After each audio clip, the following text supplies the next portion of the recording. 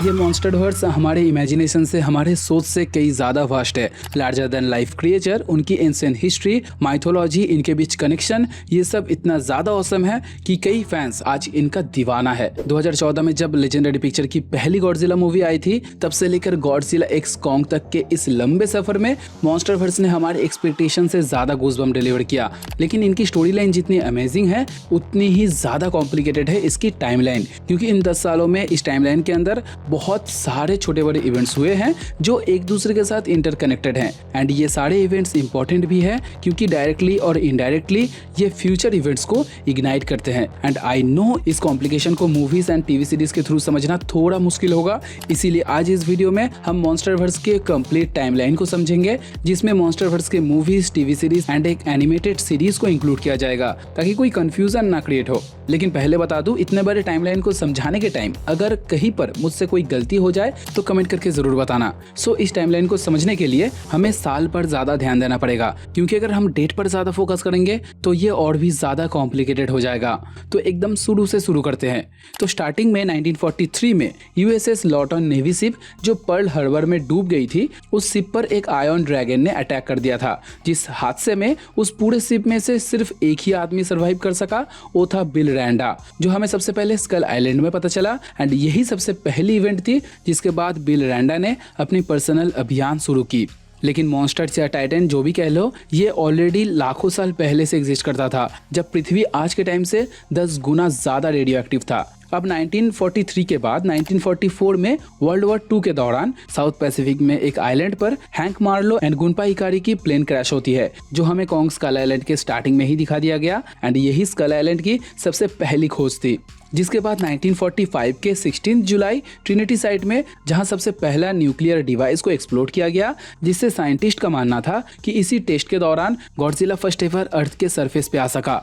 अब इसके बाद 1946 में यूएसएस लॉटन इंसिडेंट को कवर अप करने के लिए प्रेसिडेंट टर्मन ने एक अनऑफिशियल ऑर्गेनाइजेशन को बनवाया मोनार्क नाम से, जिसके मेन लीड में बिल रैंडा को रिक्रूट किया गया। अब इसके बाद 1952 में फिलीपींस में एक एक्सपीडिशन के दौरान ली सॉ को केइको मोएरा के एस्कॉर्ट के रूप में असाइन किया गया, उसे गाइड एंड प्रोटेक्शन देने के लिए। इसी साल वो लोग फिलीपींस में बिल रैंडा से मिले। इसी साल बिल रैंडा एंड केइको को वो खोया हुआ यूएसएस लॉटन शिप मिला, जिसमें बिल अपनी पुरानी चीजों को तलाश रहा था एंड उन्हें ये प्रूव करना था कि ये किसी टाइटन या किसी मॉन्स्टर का काम है। लेकिन इस सर्च के दौरान एक आयरन ड्रैगन ने उनके ऊपर हमला कर दिया, जहां उन्हें बचाने के लिए ली शॉ को वापस आना पड़ा। इसके 2 साल बाद 1954 में गॉडजिला को मारने का प्लान बनाया गया, जिसमें बिकिनी एटॉल में एक न्यूक्लियर बॉम्ब को टेस्ट किया गया। इस प्रोजेक्ट का नाम था कैसल ब्रावो। इसी साल मोनार्क में ली शॉ को कमांड ऑफिसर के तौर पर नियुक्त किया गया। मतलब ली शॉ मोनार्क स्टैब्लिश होने के कुछ साल बाद रिक्रूट हुआ था। अब अगले ही साल 1955 में मोनार्क एक स्मॉल ऑर्गेनाइजेशन से इंटरनेशनल लेवल पे ऑथोराइज हुआ। एंड इसी साल एक जापानी साइंटिस्ट सुजुकी ने अपनी टाइटन ल्यूर टेक्नोलॉजी के मदद से टाइटन के आइसोटोपिक सिग्नेचर को कैप्चर किया, जिसे पढ़ने के बाद बिल रैंडा एंड केइको सुजुकी से मिलने गए। ये टेक्नोलॉजी टाइटन्स के साथ कम्युनिकेट करने में सक्षम था, जिसका अपग्रेडेड वर्जन हमें Godzilla king of the monster में देखने मिला एज ऑर्का।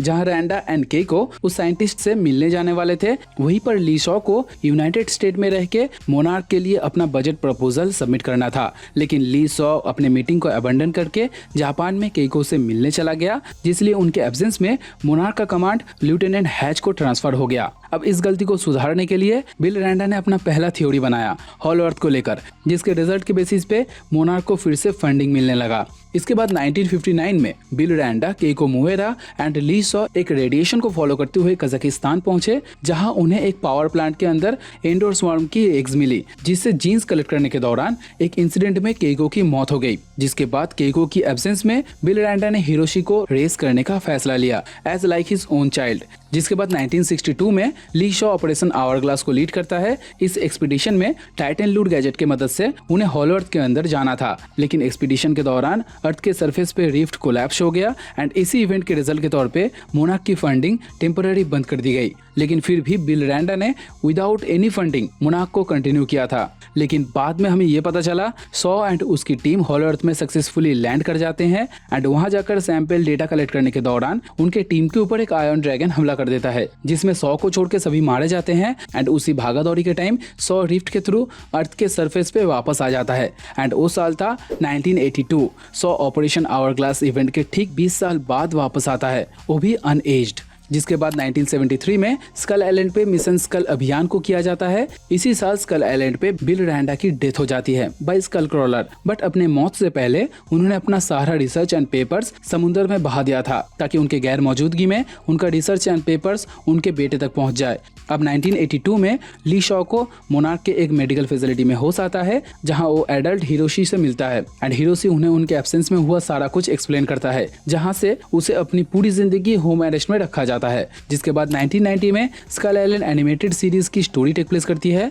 इसके बाद 1999 में फिलीपींस में एक मोनार्क एक्सपीडिशन किया जाता है जहां एक माइनिंग साइट में गॉडजिला लाइक क्रिएचर का फॉसिल मिला था जो कि था डैगन का, जिसके साथ मोटो प्राइम का बैटल हुआ था, वो भी 11th सेंचुरी में। अब बैटल के दौरान मोटो ने डैगन के शरीर में अपना पैरासिटिक एग डाल दिया, जिससे धीरे धीरे डैगन की डेथ हो गई एंड उसके अवशेष आगे जाकर फिलीपींस में एक माइनिंग साइट में देखने मिला। ये expedition doctor Serizawa and doctor Graham ने किया था अंडर मोनार्क ऑर्गेनाइजेशन। तब उन दोनों एग्स में से एक ऑलरेडी ककून से हैच होके जापान के जंजीरा न्यूक्लियर फैसिलिटी की तरफ चला गया था फॉर एब्जॉर्बिंग रेडिएशन, जिससे जंजीरा पावर प्लांट कोलैप्स हो गया एंड इसी इंसिडेंट में सैंड्रा बोर्डी की मौत हो गई। इसके बाद 2012 में केंटारो की गर्लफ्रेंड में ऑल्सो नोन एज कोडा मैथ्यू को एईटी में रिक्रूट किया जाता है, जहां उसे एईटी के डार्क सीक्रेट्स के बारे में पता चलता है तो वो उनके सिस्टम को हैक करके उनका सारा डेटा डिस्ट्रॉय कर देता है एंड फेक आइडेंटिटी के साथ जापान चली जाती है। जिसके बाद 2013 में बिल रैंडा का पैसिफिक ओशन में फेंका हुआ अपना research paper Sea of Japan में मिला, जहां से ये पेपर्स बाद में हिरोशी रैंडा के हाथों पहुंचा। इसी साल टोक्यो में केंटारो रैंडा अपनी आर्ट एग्जीबिशन के दौरान मे से मिली। जिसके बाद 2014 में फिलीपींस में मिलने वाला दोनों पैरासिटिक एग्स अपने फाइनल फॉर्म में आके हैच हो गए एंड उसी साल फर्स्ट गॉडजिला वाला इवेंट हुआ जिसे जी डे बोला जाता है, जो गॉडजिला 2014 में दिखाया गया। इसमें हमें गॉडजिला वर्सेस मोटो का फाइट देखने मिला। इसी बैटल के दौरान होनोलुलु में गॉडजिला के लिए सुनामी क्रिएट हुआ एंड गोल्डन गेट डिजास्टर भी उसी साल हुआ था एंड इन प्लेसेस को छोड़ के Las Vegas and China town area में भी मैसिव डिस्ट्रक्शन देखने मिला। इस जी डे के लिए कुछ सेपरेट स्टोरी लाइन क्रिएट हुआ था, जैसे डॉक्टर रसेल ने इस डिजास्टर में अपने बेटे को खो दिया, केट रैंडा ने गोल्डन गेट ब्रिज में अपने प्यार को खो दिया, साथ में उनके स्कूल के बहुत सारे बच्चे भी उसमें मारे गए। अब इसके बाद 2015 में बहुत सारा इवेंट हुआ था, क्योंकि मोनार्क लेगेसी ऑफ मॉन्स्टर का प्रेजेंट टाइमलाइन इसी साल के ऊपर बेस्ड था।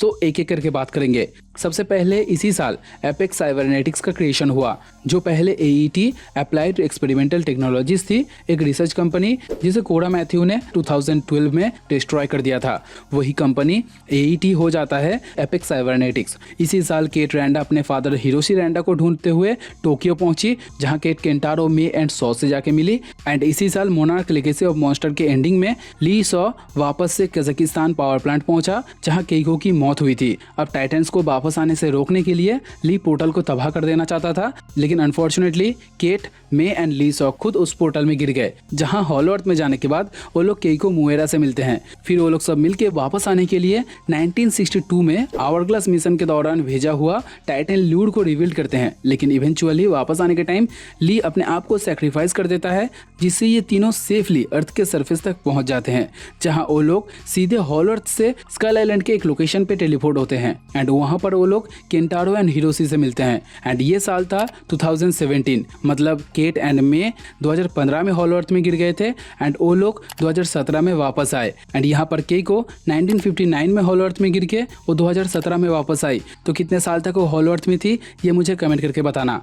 अब इसके बाद 2019 में चाइना की यूनान रेन फॉरेस्ट में टाइटेनस मोन्सूरा का या मोथुरा का टेम्पल डिस्कवर होता है, जिसे एनालाइज करने के लिए डॉक्टर रसेल को अपॉइंट किया जाता है। अब इस आउटपोस्ट का डेजिग्नेशन था मोनार्क आउटपोस्ट 61। इसी साल doctor Graham and doctor Serizawa की डेथ हो गई अलग अलग रीजन से। डॉक्टर ग्राहम गिधोरा के हाथों मारी गई एंड डॉक्टर सेरिजावा गॉडजिला को जगाने के लिए अपनी जान की कुर्बानी दे दी। एंड इसी साल गॉडजिला एंड गिधोरा दोनों को मारने के लिए ऑक्सीजन डिस्ट्रॉयर बॉम्ब को एक्सप्लोड किया गया, जिसे मेक्सिको के साइड में डिप्लॉय किया गया था, गल्फ ऑफ मेक्सिको या साउथ पैसिफिक में कहीं पर। एंड इसी साल किंग घिदोरा भी गॉडजिला के पैरों तले मारा गया था। अब 2024 में गॉडजिला वर्सेस कॉन्ग की स्टोरी टेक प्लेस करती है। इसी साल मेका गॉडजिला को ऑपरेट करते हुए mister Ren Serizawa son of doctor Serizawa की मौत हो जाती है।